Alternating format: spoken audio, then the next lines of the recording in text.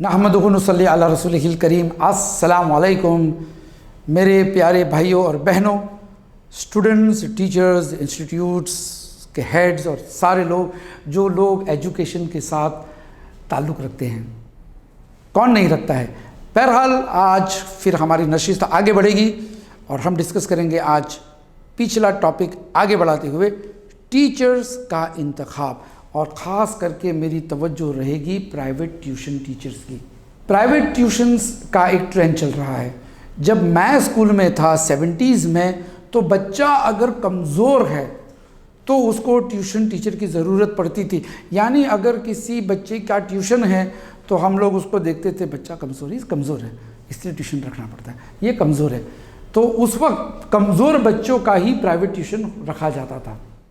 Trend थोड़ा सा आगे बढ़ा, परसेंटेज का डिमांड बढ़ने लगा कि बच्चे अच्छे परसेंटेज लेकर आएंगे तो अच्छी कॉलेज में एडमिशन मिलेगा, तो लोगों ने प्राइवेट ट्यूशन्स रखना शुरू कर दिया कि बच्चा 60 मार्क्स लेकर आता है, थोड़ा सा धक्का मारकर 70 लेकर आवे, बी ग्रेड आता है, थोड़ा सा धक्का मारकर ए ग्रेड लेकर आवे।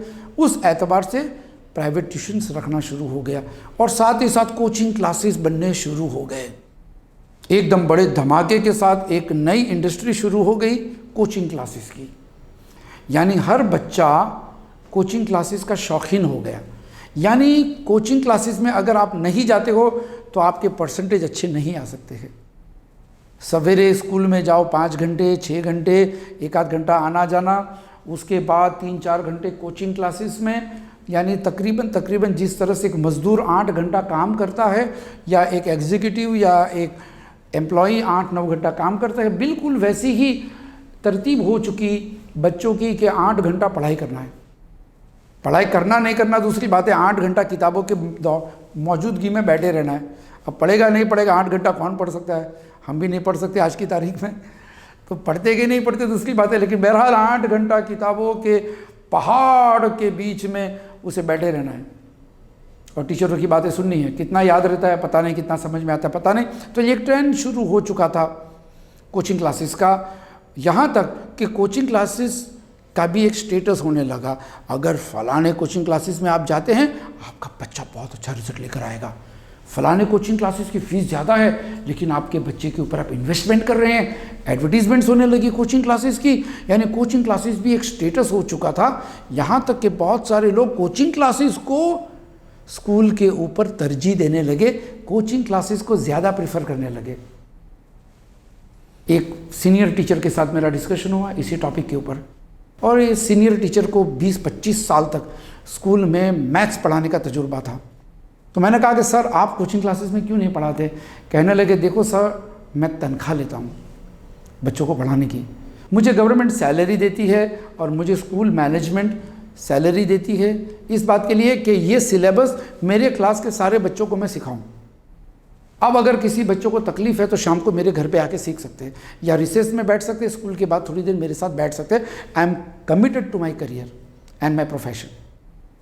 अब उसी को ज़्यादा पढ़ाने के लिए मैं ज़्यादा फीस दूँ और मेरे घर पे बच्चों को बुलाकर ट्यूशन दूँ, ये मॉरली मुझे ठीक नहीं लगता, क्योंकि ऑलरेडी एक काम के लिए मुझे सैलरी मिलती है, उसी काम के लिए मुझे दोबारा पैसा लेना अच्छा नहीं लगता है उसी स्टूडेंट से। बात बराबर थी।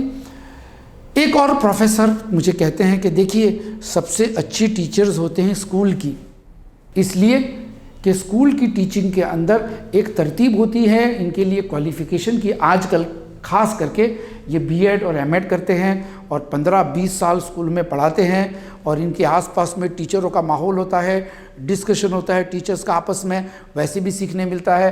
प्लस स्कूल मैनेजमेंट की तरफ से, गवर्नमेंट की तरफ से टीचरों के लिए वर्कशॉप्स रखे जाते हैं जिसमें टीचर्स जाकर और अपने एक्सपीरियंस को और अपने ट्रेजर को रिच करते हैं, पढ़ाने के फ़न को और शार्प करते हैं। तो स्कूल की टीचर हमेशा थोड़ी सी कोचिंग क्लासेस से अच्छी होती है, ये मेरा अपना तजुर्बा है, ये मुझे उस प्रोफेसर ने कहा। अब सारे लोग इस कैटेगरी में आते हैं नहीं आते हैं ये इंडिविजुअल मसला है, इसकी बहस में हम नहीं जाएंगे। कहने का मतलब ये कि टीचर्स जो स्कूल की रहती है उसको कभी भी अंडर एस्टिमेट मत कीजिएगा। उसके पीछे बहुत सारे लोगों ने मेहनत की है, बीएड एमएड जैसे कि मैंने कहा, इस सारी चीज़ों का इनको तजुर्बा होता है। लेकिन क्या होता है कि बेचारे टीचर्स के ऊपर कभी कभी वर्कलोड ज़्यादा हो जाता है और ये थके थके रहते हैं, घरों में भी प्रॉब्लम होते हैं। बहुत सारी औरतें बेचारे, इनके शौहर इतना नहीं कमा पाते हैं, इसलिए इनको कमाने निकलना पड़ता है। अलग अलग वजह होती है टीचर्स की। कुछ टीचर्स बहुत पैशनेट होते हैं, इनका फन होता है सिखाने का, ये एक्सीलेंट टीचर्स में आते हैं। तो जब ये सब हालात समाज में आते हैं, परसेंटेज का डिमांड, तो प्राइवेट कोचिंग ज़रूरी पड़ जाती है। आज की तारीख में प्राइवेट कोचिंग ज़रूरी पड़ती है, लेकिन सारे लोग अफोर्ड नहीं कर पाते हैं। बाज़ जगह पर तो 1 घंटे का 100 रुपया, 300 रुपया, 400 रुपया, हिंदुस्तान के मुताबिक, पता नहीं पाकिस्तान में भी तकरीबन वैसे ही रेट चलते होंगे। अलग अलग शहरों के अंदर प्राइवेट ट्यूशन्स की फ़ीस बहुत बढ़ चुकी है और बहुत सारे पेरेंट्स स्कूल में खर्चा करें, बच्चों के ट्रांसपोर्टेशन में खर्चा करें, फिर उनकी किताबों में खर्चा हो, उसके बाद बच्चों का रोज़ाना खाना पीना रहना, ये सारी चीज़ों में खर्च करने के बाद इतने पैसे नहीं बचते हैं पेरेंट्स के कि बच्चों की प्राइवेट ट्यूशन्स के खर्च उठाएं। छोटा सा सर्वे मैंने देखा था, तो लोग कहते हैं कि सबसे ज़्यादा खर्चा लोग एजुकेशन पे करते हैं, यानी 1/3 सैलरी आदमी की अपने बच्चों की एजुकेशन में चली जाती है, अगर 2 बच्चे भी होते हैं तो। ये खर्चा हमारा एक कंपलसरी सा बन चुका है। मैं समझता हूँ कि इन्वेस्टमेंट है, हर माँ बाप चाहता है कि मेरा बच्चा अच्छा पढ़ लिख कर अच्छा आगे बढ़े और अच्छी सैलरी या अच्छा कुछ कमावे, नो इश्यू, नथिंग रॉन्ग। लेकिन जो बच्चे मिडिल क्लास के हैं, जो मेरा अक्सर व्यूअर का तबका है जो अफोर्ड नहीं कर सकता है, तो मेरा अक्सर तबका मिडिल क्लास का होता है, तो मेरी बातें आम तौर पे मिडिल क्लास के लिए होती है, लेकिन सारे पेरेंट्स और सारे स्टूडेंट्स के लिए मुफीद होती है।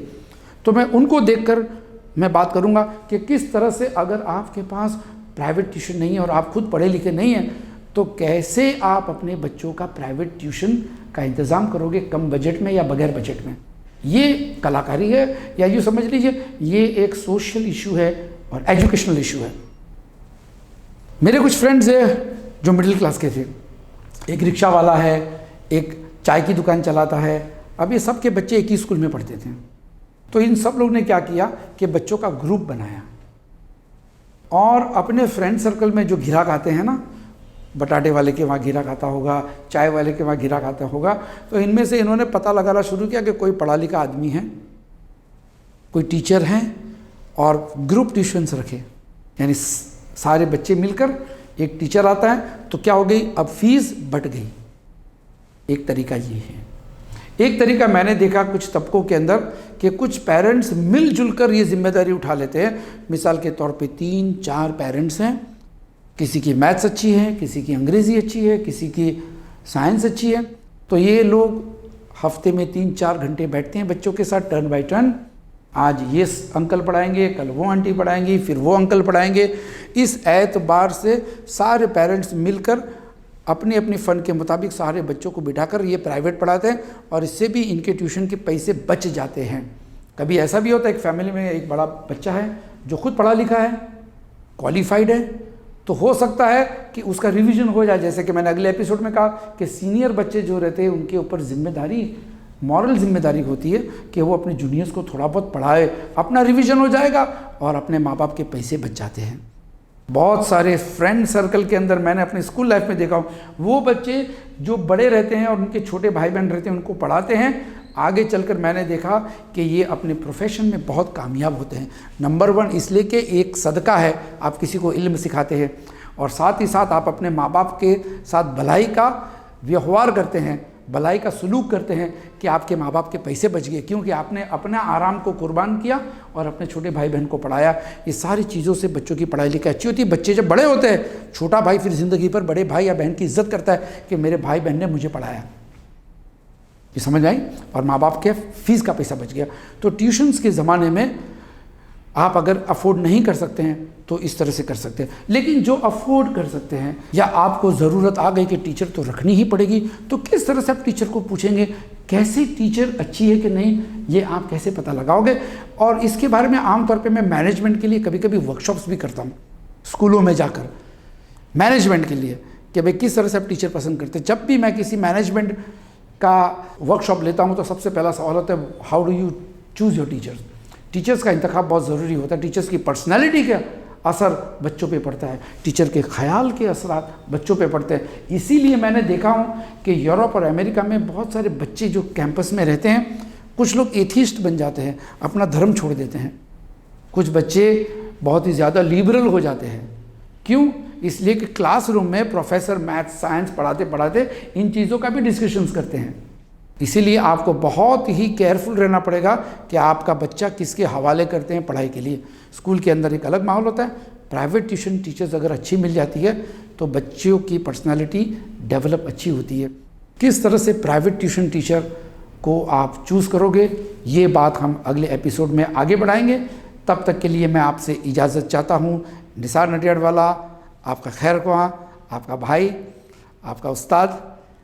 मिलता रहूँगा मैं आपको अगले एपिसोड में। अस्सलाम वालेकुम वरहमतुल्लाहि।